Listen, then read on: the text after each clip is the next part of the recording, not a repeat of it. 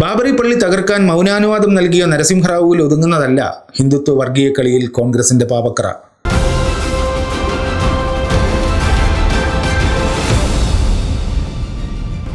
ചരിത്രരേഖയുടെ മറ്റൊരു എപ്പിസോഡിലേക്ക് എല്ലാ പ്രേക്ഷകർക്കും സ്വാഗതം. അയോധ്യ ബാബറി സിർഫ് ജാൻകി ഹേ, കാശി മധുര ബാക്കി ഹേ. ബാബറി മസ്ജിദ് തുടക്കം മാത്രം, ഇനി മധുരയും കാശിയും. ഉത്തർപ്രദേശ് മുഖ്യമന്ത്രി യോഗി ആദിത്യനാഥ് ജാർഖണ്ഡിലെ തെരഞ്ഞെടുപ്പ് പ്രചരണത്തിൽ മുഴക്കിയ മുദ്രാവാക്യമാണിത്.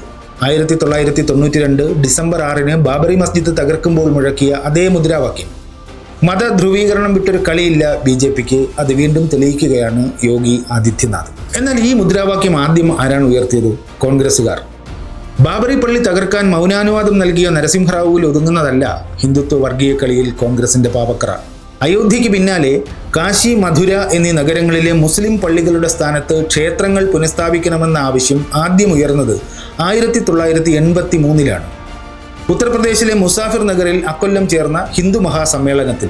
ഈ ആവശ്യം ഉയർത്തി സമ്മേളനത്തിൽ പ്രമേയം അവതരിപ്പിച്ചത് കോൺഗ്രസ് നേതാവായിരുന്നു. കോൺഗ്രസ് നേതാവും UPയിൽ 2 തവണ മന്ത്രിയും മുറാദാബാദ് MLAയുമായിരുന്ന ദാവു ദയാൽ ഖന്ന. ഈ സമ്മേളനത്തിൽ അധ്യക്ഷം വഹിച്ചതോ സാക്ഷാൽ ഗുൽസാരിലാൽ നന്ദ, 2 തവണ ഇന്ത്യയുടെ ആക്ടിംഗ് പ്രധാനമന്ത്രി പദം വഹിച്ച കോൺഗ്രസ് നേതാവ്.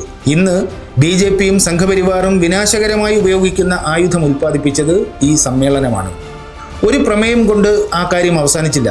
അയോധ്യയിലും വാരണാസിയിലും മധുരയിലും ഹിന്ദു ക്ഷേത്രങ്ങൾ പുനഃസ്ഥാപിക്കണമെന്ന് 1983 മെയ് മാസത്തിൽ പ്രധാനമന്ത്രി ഇന്ദിരാഗാന്ധിക്ക് ദാവു ദയാൽ ഖന്ന കത്തുമെഴുതി. തുളസീദാസിന്റെ 20-ാം നൂറ്റാണ്ടിലെ അവതാരം എന്ന് സ്വയം വാഴ്ത്തിപ്പാടിയ നേതാവായിരുന്നു ദാവു ദയാൽ ഖന്ന. ഈ കോൺഗ്രസ് നേതാവ് പിന്നീട് വിശ്വ ഹിന്ദു പരിഷത്തിന്റെ തീപ്പൊരി നേതാവായി മാറി. അയോധ്യയിലും കാശിയിലും മധുരയിലും ക്ഷേത്രങ്ങൾ പുനഃസ്ഥാപിക്കണമെന്ന ആവശ്യം ആദ്യമായി ഉയർത്തിയത് കോൺഗ്രസുകാർ തന്നെയാണ്. ആ ആശയം RSS പ്രസിദ്ധീകരണമായ ഓർഗനൈസർ പിന്നീട് ഏറ്റെടുക്കുകയായിരുന്നു. തുടർന്ന് വിശ്വ ഹിന്ദു പരിഷത്തും. കോൺഗ്രസ് പണിത് മൂർച്ച കൂട്ടി തലങ്ങും വിലങ്ങും ചരിത്രത്തിൽ ഉപയോഗിച്ച ആയുധം അങ്ങനെയാണ് സംഘപരിവാറിന്റെ കൈകളിലായത്. യഥാർത്ഥത്തിൽ അയോധ്യയിൽ പള്ളി പൊളിച്ച ആ സ്ഥലത്ത് ക്ഷേത്രം പണിയാൻ വഴിയൊരുങ്ങിയ ചരിത്രവും നോക്കാം. അവിടെയും മുന്നിൽ കോൺഗ്രസുകാർ തന്നെയാണുള്ളത്. 1949 ഡിസംബർ 22 ബാബറി മസ്ജിദിനുള്ളിൽ സീതയുടെയും രാമന്റെയും വിഗ്രഹങ്ങൾ പ്രത്യക്ഷപ്പെട്ട ദിവസം. പള്ളിയിൽ അതിക്രമിച്ചു കടന്ന് വിഗ്രഹങ്ങൾ സ്ഥാപിക്കാൻ നടന്ന ഗൂഢാലോചനയ്ക്ക് നേതൃത്വം നൽകിയത് കോൺഗ്രസിന്റെ നേതാവായിരുന്ന ബാബ രാഘവദാസ്. അന്നത്തെ ഫൈസാബാദ് MLA ആയിരുന്നു ബാബ രാഘവദാസ്.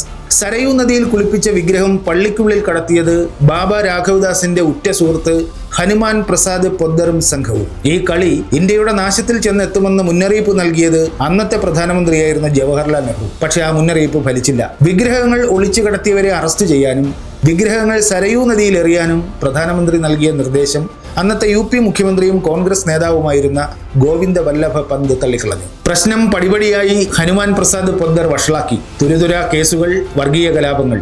1948 ഫൈസാബാദിൽ മാത്രം ഒതുങ്ങി നിന്നിരുന്ന സംഘർഷം അങ്ങനെ ഘട്ടം ഘട്ടമായി വടക്കേ ഇന്ത്യയിലാകെ വ്യാപിച്ചു. 1989 അയോധ്യയിലെ തർക്കഭൂമിയിൽ സംഘപരിവാർ തീവ്രവാദികൾക്ക് ശിലാന്യാസത്തിന് അനുമതി കൊടുത്തത് കോൺഗ്രസ് മുഖ്യമന്ത്രിയായിരുന്ന ND തിവാരി. 1992 ബാബറി മസ്ജിദ് പൊളിക്കാൻ മൗനാനുവാദം നൽകിയത് അന്നത്തെ പ്രധാനമന്ത്രി നരസിംഹറാവു. ഇന്ത്യയെ ഇന്ന് കാണും വിധം അപകടകരമായ വർഗീയതയ്ക്ക് കീഴ്പ്പെടുത്തിയതിന്റെ ഉത്തരവാദികൾ കോൺഗ്രസ്സാണ്. താൽക്കാലിക രാഷ്ട്രീയ ലാഭത്തിന് വേണ്ടി അവർ കളിച്ച കളികളാണ് സംഘപരിവാറിന്റെ ഇന്നത്തെ വളർച്ചയിലേക്ക് എത്തിയത്. ഗുൽസാരിലാൽ നന്ദയെയും ബാബ രാഘവദാസിനെയും ഹനുമാൻ പ്രസാദ് പെദ്ദറിനെയും ദാവു ദയാൽ ഖന്നയെയും കോൺഗ്രസ് നേതാക്കൾ എന്ന നിലയ്ക്കല്ല ഇന്നത്തെ തലമുറയ്ക്ക് പരിചയം. അവരെല്ലാം വിശ്വ ഹിന്ദു പരിഷത്തിന്റെ നേതാക്കളായിട്ടാണ് ഉത്തരേന്ത്യയിൽ ആഘോഷിക്കപ്പെടുന്നത്. അവരുടെ അപദാനങ്ങൾ വാഴ്ത്തിപ്പാടുന്നത് വിശ്വ ഹിന്ദു പരിഷത്തിന്റെ ലഘുലേഖകളാണ്. കോൺഗ്രസിന്റെ നേതാക്കന്മാർ സംഘപരിവാറിന്റെ പ്രിയങ്കരന്മാരായി പുനർജനിക്കുന്ന കാഴ്ച ഉത്തരേന്ത്യയിൽ ഇങ്ങനെയൊക്കെ നടക്കുന്നുണ്ട് എന്ന് നമ്മുടെ നാട്ടിലെ ചിലർ അറിയുന്നുണ്ടോ ആവോ?